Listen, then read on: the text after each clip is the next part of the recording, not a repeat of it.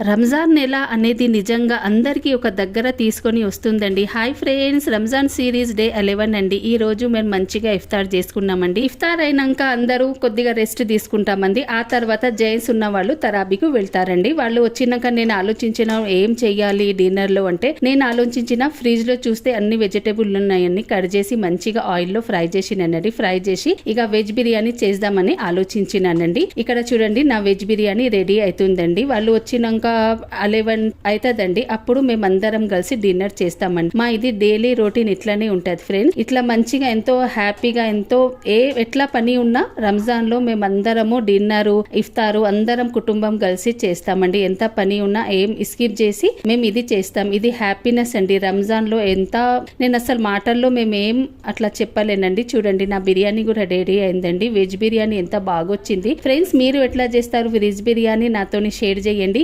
నేనైతే సింపుల్ గా ఇట్లా చేశానండి. ఎంత బాగొచ్చింది అంటే అందరూ ఇంట్లో వాళ్ళందరికీ బిర్యానీ బాగా నచ్చిందండి. అందరూ హ్యాపీగా తిన్నారు. అల్హమ్దులిల్లా నా 11 రోజా కూడా కంప్లీట్ అయిందండి. ఇట్లానే మన రోజాలు మన అల్లా దగ్గర హుబూల్ చేయాలని నేను అందరి కోసం దువా చేస్తున్నానండి. మీరు కూడా నాకు నా పిల్లల కోసం దువా చేయండి. ఓకే ఫ్రెండ్స్, మళ్ళీ కలుద్దాం ఒక న్యూ వీడియోతో. లైక్ చేయండి, సబ్స్క్రైబ్ చేయండి, కమెంట్ చేయండి.